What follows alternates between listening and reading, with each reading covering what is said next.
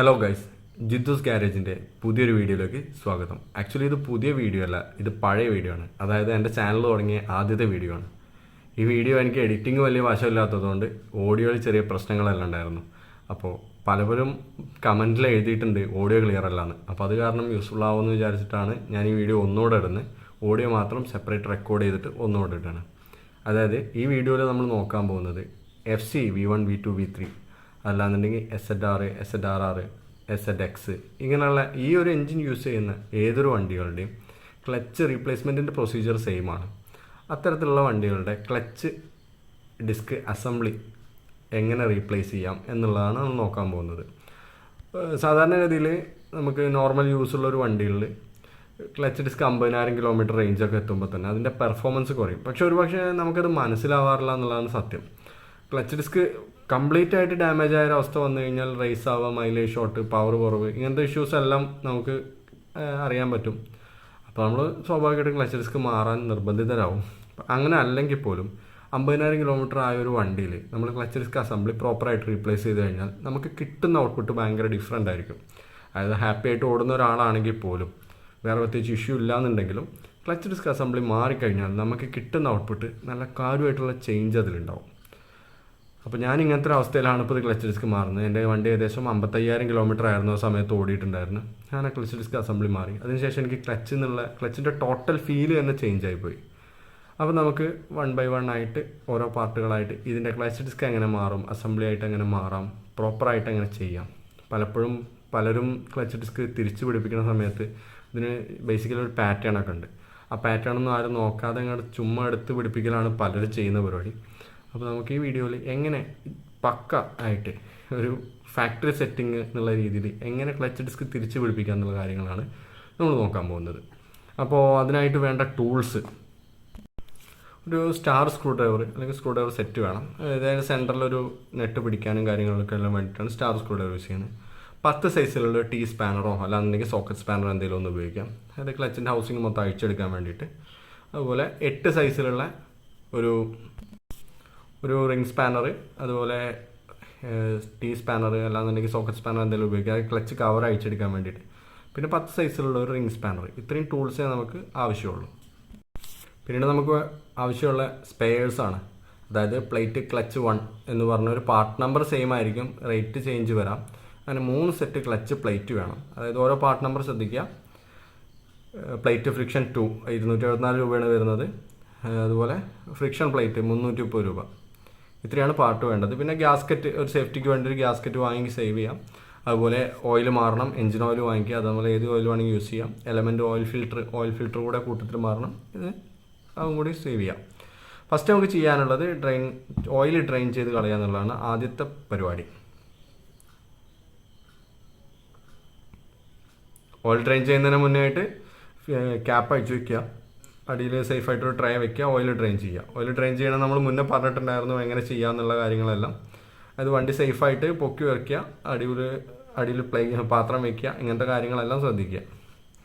അത് കഴിഞ്ഞ് നമുക്ക് അടുത്ത് ചെയ്യാനുള്ളത് ഓയിൽ ഫിൽറ്ററിൻ്റെ ക്യാപ്പ് അഴിച്ച് ഫിൽറ്റർ പുറത്തേക്ക് എടുക്കുക. ഫിൽറ്റർ ഫിക്സ് ചെയ്യലെല്ലാം പതുക്കെ ചെയ്താൽ മതി. അപ്പോൾ എല്ലാം അഴിച്ച് മാറ്റുക എന്നുള്ളതാണ്. ഇതുപോലെ ഫിൽറ്റർ അഴിക്കാം. പിന്നെ കിക്കറുള്ള മോഡലാണെന്നുണ്ടെങ്കിൽ ക്ലച്ച് കവറിൻ്റെ കൂടെ കിക്കർ കൂടെ അഴിച്ചെടുക്കേണ്ടി വരും. ആദ്യം കിക്കർ അഴിച്ചതിന് ശേഷം ക്ലച്ച് കവർ അഴിക്കുക. ആ സമയം കിക്കറില്ലാത്ത മോഡലാണെന്നുണ്ടെങ്കിൽ ആ ഒരു പണിയില്ല, നേരെ അഴിച്ച് വയ്ക്കാം. ഈ ക്ലച്ച് കവറിൻ്റെ കംപ്ലീറ്റ് ബോൾസ് ലൂസ് ചെയ്യുക. അതിനുശേഷം പുറത്തേക്ക് എടുത്ത് വയ്ക്കുക.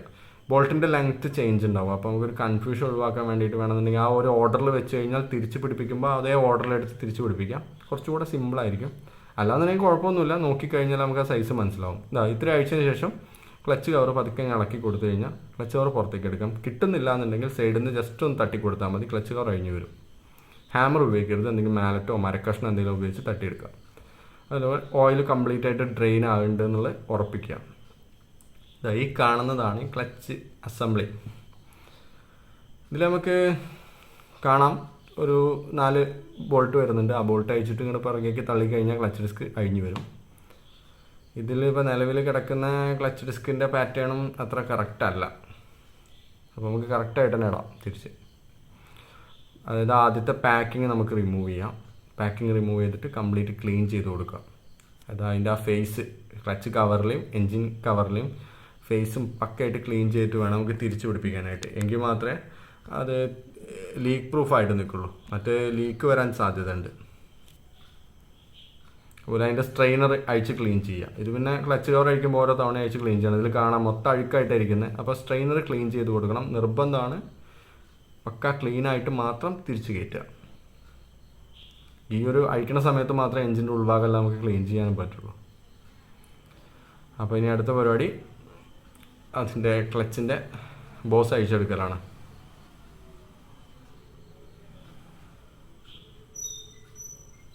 ജസ്റ്റ് 3 ബോൾട്ട് അഴിച്ചിട്ട് നമ്മൾ പുറത്തേക്ക് എടുത്തു കഴിഞ്ഞാൽ clutch disk, pressure friction plate കാര്യങ്ങളെല്ലാം കൂടി ഒന്നിച്ച് അസംബിൾ ചെയ്തിട്ട് തന്നെ പുറത്തേക്ക് എടുക്കാം. സ്പ്രിങ്ങും ബോൾട്ടും ഒന്നിച്ച് പുറത്തെടുത്ത് വയ്ക്കുക. അതിൻ്റെ മേലൊരു വാഷറുണ്ട്, അത് വീണ് പോകരുത്. ജസ്റ്റ് കെയർ ചെയ്തിട്ട് തന്നെ അഴിക്കുക. പിന്നെ ക്ലച്ച് ഡിസ്കിൻ്റെ വർക്ക് പ്രത്യേകിച്ച് ഇഷ്യൂ ഒന്നുമില്ല, എങ്കിലും പണി പഠിക്കരുത്. ഇതിൽ എക്സ്പീരിയൻസ് ഉണ്ടെങ്കിൽ മാത്രം ചെയ്യുക, അല്ലാന്നുണ്ടെങ്കിൽ വണ്ടി പണി കിട്ടാൻ സാധ്യത ഉണ്ട്, അതൊന്ന് ശ്രദ്ധിക്കുക. ഇതാ മൊത്തമായിട്ട് അഴിച്ചിട്ടുണ്ട്. പിന്നെ അതുപോലെ അതിൻ്റെ സെൻറ്ററിലെ ആ ഹോളിൽ ഒരു ബോൾ വരുന്നുണ്ട്. ആ ബോൾ സേഫ്റ്റിക്ക് വേണമെന്നുണ്ടെങ്കിൽ എടുത്ത് പുറത്ത് വയ്ക്കാം, അല്ലാന്നുണ്ടെങ്കിൽ അത് ജസ്റ്റ് വീട് പോകണമെന്ന് ശ്രദ്ധിച്ചാൽ മതി. ഈ കാണുന്ന പാർട്ടുകളെല്ലാം നമ്മൾ റീപ്ലേസ് ചെയ്യാൻ പോവുകയാണ്. ആ മെറ്റൽ പ്ലേറ്റ് ആണെന്നുണ്ടെങ്കിൽ, ആസ്പെസോസിൻ്റെ ആ ഫ്രിക്ഷൻ പ്ലേറ്റ് ആണെന്നുണ്ടെങ്കിൽ കംപ്ലീറ്റ് പാർട്ട് നമ്മൾ റീപ്ലേസ് ചെയ്യാൻ പോവുകയാണ്. ഒന്നും പഴയത് നമ്മൾ ഉപയോഗിക്കുന്നില്ല. അതിന് തേയ്മാനം വന്നിട്ടുണ്ട് ചെറുതായിട്ട്, അപ്പോൾ നമ്മൾ പുതിയതാണ് ചെയ്യാൻ പോകുന്നത് തിരിച്ച്.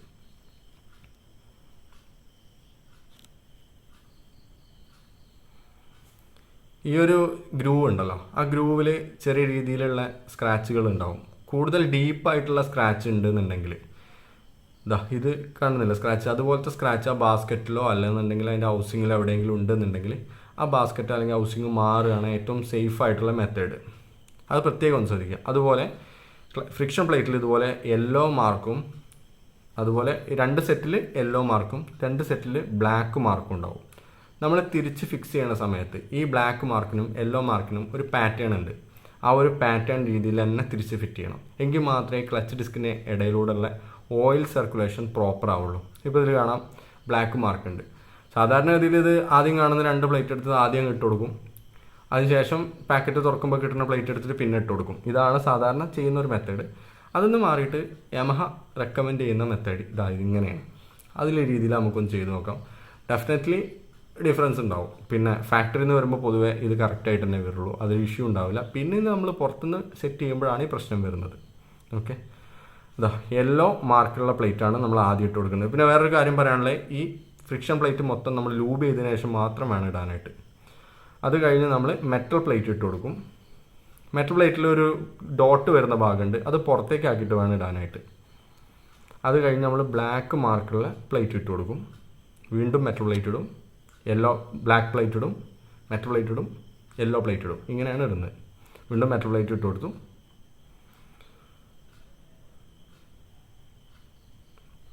അടുത്തായിട്ട് വീണ്ടും ബ്ലാക്ക്, അതായത് ബ്ലാക്ക് പ്ലേറ്റ് വരുന്ന രണ്ടും നടുവിലും യെല്ലോ പ്ലേറ്റ് വരുന്നത് അറ്റത്തായിട്ടും, 2 അറ്റത്തായിട്ടും വേണം അത് സെറ്റ് ചെയ്യാനായിട്ട്. അതാണ് അതിൻ്റെ ഒരു കറക്റ്റ് പൊസിഷൻ എന്ന് പറയുന്നത്. ഈ സെറ്റ് ചെയ്യുന്നതിന് കുറച്ച് മുന്നായിട്ട് ഒരു 10-15 മിനിറ്റ് മുന്നേ അതിൻ്റെ കവറിലായിട്ട് ഈ ഒരു ഫ്രിക്ഷൻ പ്ലേറ്റിൻ്റെ കവറിൽ കുറച്ച് ഓയിൽ ഒഴിച്ച് വെക്കുക. ഇത് ഓയിലിൽ മുങ്ങിക്കിടക്കണം, എങ്കിൽ മാത്രമേ അത് പ്രോപ്പറായിട്ട് ലൂബ്രിക്കേറ്റ് ആവുള്ളൂ. ഈ ഒരു പൊസിഷനിലായിരിക്കണം ഫിറ്റിങ്സ് കഴിഞ്ഞാൽ നമ്മൾ ഈ സൈഡിൽ നിന്ന് നോക്കുമ്പോൾ ഈ ഒരു രീതിയിൽ ഈ ഒരു പാറ്റേണിലായിരിക്കണം ക്ലച്ചിൻ്റെ പൊസിഷൻ. അത് നിർബന്ധമാണ് ചെക്ക് ചെയ്യാം. അതുപോലെ നേരത്തെ നമ്മൾ പറഞ്ഞ ഒരു ബോൾ ഉണ്ടെന്നുള്ള ആ ബോൾ തിരിച്ച് പിടിപ്പിക്കാം. അതിനുശേഷം നമുക്ക് അഴിച്ച ഓരോ പാർട്ടുകളായിട്ട് തിരിച്ച് പിടിപ്പിക്കാം. ഇത് ജസ്റ്റ് സ്ലൈഡ് ചെയ്ത് ഒന്നുമില്ല, പ്രത്യേകിച്ച് അലൈൻമെൻ്റ് ഒന്നുമില്ല, ജസ്റ്റ് വെക്കുക. സ്പ്രിങ്ങും ബോൾട്ടും ഇട്ട് ടൈറ്റ് ചെയ്ത് കൊടുക്കുക. ടൈറ്റ് ചെയ്യുമ്പോൾ ക്രോസിൽ ടൈറ്റ് ചെയ്യുക, ഒരുപാട് ഓവർ ടൈറ്റ് ചെയ്യാതിരിക്കുക. അലുമിനിയത്തിൻ്റെ കേസും കാര്യങ്ങളുമാണ്, ത്രെഡ് പോകാൻ അത്രയും സുഖമായിരിക്കും, അതൊന്ന് ശ്രദ്ധിക്കുക. ജസ്റ്റ് ഇതുപോലെ ടീ സ്പാനർ വെച്ചൊന്ന് അടുപ്പിക്കുക. അടുപ്പിച്ചെല്ലാം സെറ്റായതിനു ശേഷം നമുക്ക് ഓരോരോ ബോൾട്ടുകളായിട്ട് ക്രോസിൽ ടൈറ്റ് ചെയ്ത് കൊടുക്കാം. ഇത് ചെറുതായിട്ട് തിരിയുകയാണെന്നുണ്ടെങ്കിൽ ഒന്നെങ്കിൽ ഗിയറിൽ ഇട്ടിട്ട് ബ്രേക്ക് ചവിട്ടി പിടിക്കുക, എന്ത് വേണമെങ്കിൽ ചെയ്യാം. അല്ലെങ്കിൽ ജസ്റ്റ് കൈ കൊണ്ട് സപ്പോർട്ട് ചെയ്ത് തിരിച്ചാലും മതി. അത്ര ടോർക്കിൻ്റെ ആവശ്യമുള്ളൂ, ഒരുപാട് ബലം പ്രയോഗിച്ചൊന്നും ടൈറ്റ് ചെയ്യേണ്ട യാതൊരുവിധ കാര്യമില്ല.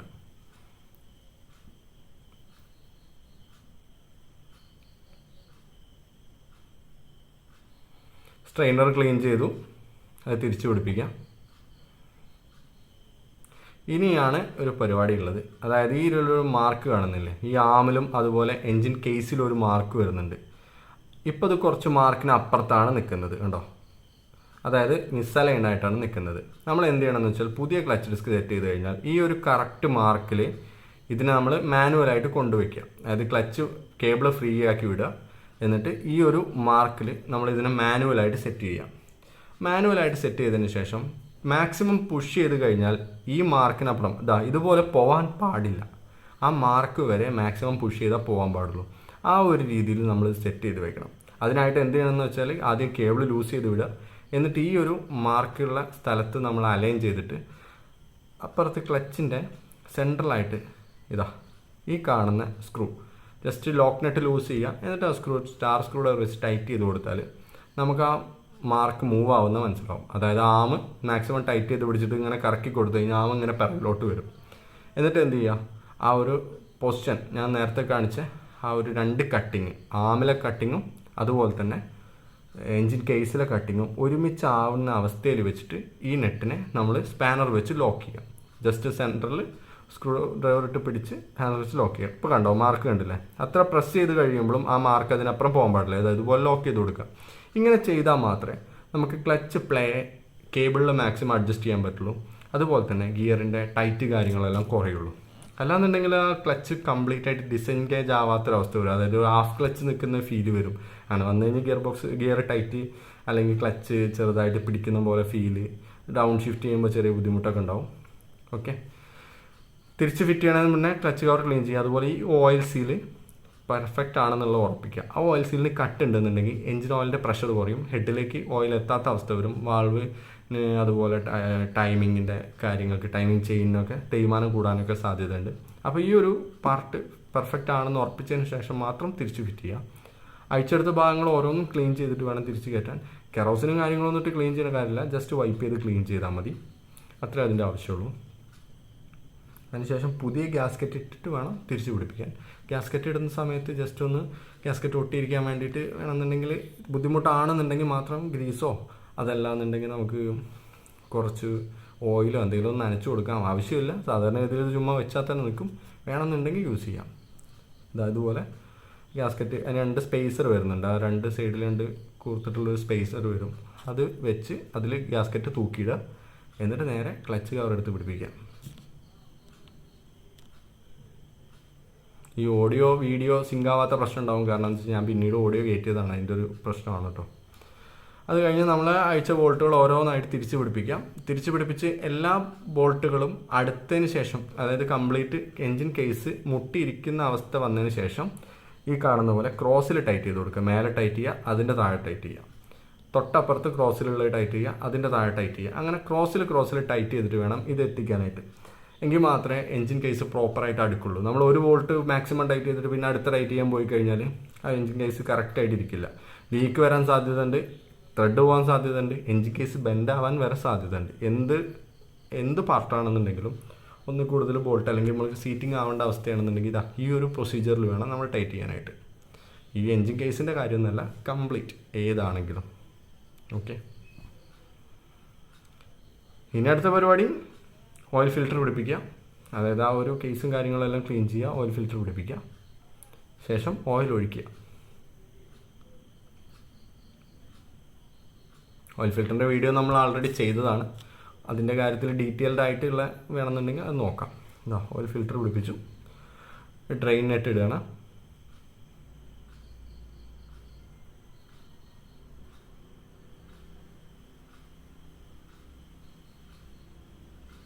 ക്ലച്ച് വർക്കിൻ്റെ കൂടെ ക്ലച്ച് കേബിൾ കൂടെ മാറ്റി കൊടുത്തു കഴിഞ്ഞാൽ ഒന്നും കൂടെ ഒന്ന് ഫീല് കൂടും, പെർഫെക്ഷൻ ഒന്നും കൂടെ നന്നായിട്ടുണ്ടാവും. വേണമെന്നുണ്ടെങ്കിൽ അതും കൂടെ ട്രൈ ചെയ്യാവുന്നേ ഉള്ളൂ. അത് ടൈറ്റ് ചെയ്തു. നമ്മളൊരു ഫണൽ വെച്ച് വേണ്ട ബ്രേക്ക് ഓയിൽ ഒഴിച്ചു കൊടുക്കാം.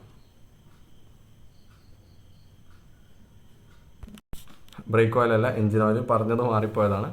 ഞാൻ സ്റ്റോക്ക് ഗ്രേഡാണ് യൂസ് ചെയ്യുന്നത്. 10W40 മോട്ടറിൻ്റെ ഓയിൽ ഒഴിക്കുക. ഏത് വേണമെങ്കിൽ ഒഴിക്കാം, അവൻ്റെ പ്രിഫറൻസ് അനുസരിച്ച് ഏത് ഓയിൽ വേണമെങ്കിൽ യൂസ് ചെയ്യാം. യാതൊരുവിധ പരാതിയില്ല. അതൊക്കെ സ്വന്തം ഇഷ്ടപ്രകാരം നമുക്ക് ഔട്ട്പുട്ട് ഉണ്ടെന്നുള്ള തോന്നുന്ന ഓയിൽ ഏതാണെന്ന് വെച്ചാൽ യൂസ് ചെയ്യാം. ഗ്രേഡ് മാക്സിമം സ്റ്റോക്കിൽ തന്നെ തുടരാൻ നോക്കുക. അതുപോലെ ക്വാണ്ടിറ്റി 1 ലിറ്റർ അല്ലാന്നുണ്ടെങ്കിൽ 1.1 ലിറ്റർ മെയിൻറ്റെയിൻ ചെയ്യാം.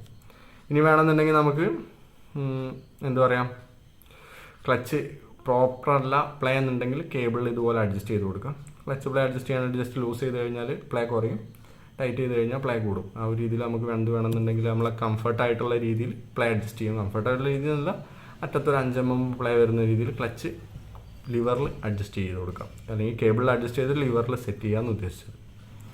ഇത്രയാണ് ക്ലച്ച് ഡിസ്കിൻ്റെ വർക്ക് വരുന്നത്. എന്തെങ്കിലും ഡൗട്ടോ കാര്യങ്ങളോ ഉണ്ടെന്നുണ്ടെങ്കിൽ കമൻറ്റ് ബോക്സിൽ എഴുതാം, ഞാൻ റിപ്ലൈ തരുന്നതായിരിക്കും.